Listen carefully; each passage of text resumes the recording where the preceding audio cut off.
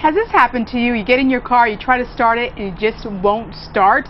Well, this morning we're talking about the 5 most common car failures out there. Joining me this morning, Bowersock, West Auto Group. Thanks for being with us. Glad to be here as always. It's happened to me. I know it's happened to a lot of our viewers. Why does it happen? Is this not proper maintenance? Well, yeah, we see that a bit. We talked about that. You've had that problem before, right? I have, but just people don't change their oil on time, wait 10,000 miles before they change it. You do that enough times and it creates issues for sure. But we got you on track now. You're good to go. I'm good to go. We're good to go. We're going to keep you on track. There's several reasons that cars obviously break down and have failures. A lot of it is not having a good eye put on a car during regular maintenance.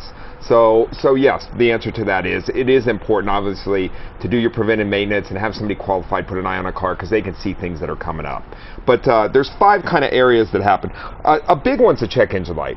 And a lot of that stuff is actually unforeseeable. It's not something you see. It's a sensor that's failed or a component that's failed that you're not going to see, and it's going to happen. And when it does... How many times does this happen where somebody's like, oh, it's been on for months, I just didn't check it. Okay, now that could have been handled. Right. That happens a lot. So about 60% of the people, here's the problem with that. Once you have a check engine light, you have some type of failure or some system that's picked up a fault.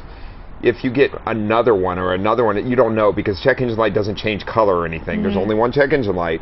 So therefore, it's a good idea. Get it in, get it diagnosed by somebody who's qualified to diagnose it. Usually it's a 1-point repair and you're down the road. And what's the engine hesitation or surge? So if you're feeling your engine surging or there's that hesitation when you're driving down the street or on the freeway, get it looked at. Yeah, get it looked at. Some of that can be prevented. That can be something as simple as a plugged air filter. If you're not getting your vehicle maintained properly, air filter looked at when the car's serviced, all the way up to fuel pumps failing, things like that. So once again, you're back to EGR systems, a qualified technician diagnosing and looking at the vehicle. And overheating is a big one. And one of the things you don't want to do when your car's overheating, pop the hood and open the radiator cap. You're right. You can get burned very badly. A lot of overheating can be prevented. Changing the coolant at proper times.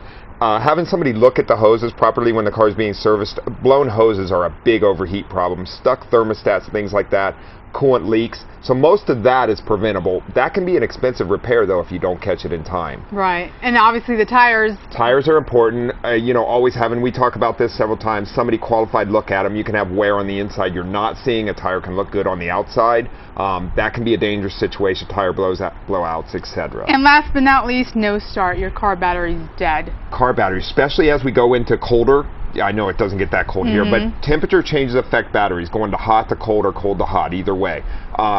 We always test batteries when we do service. A quality repair facility will be doing so. So let's get your car in and get it looked at properly and prevent these. Keep it maintained. That way you don't have any surprises. And when you walk out your door and try to start your car and it doesn't start up. You're ready to go. Bowersock, West Auto Group, thanks for being with us as always. Glad to be here as always. Right, we have much more coming up.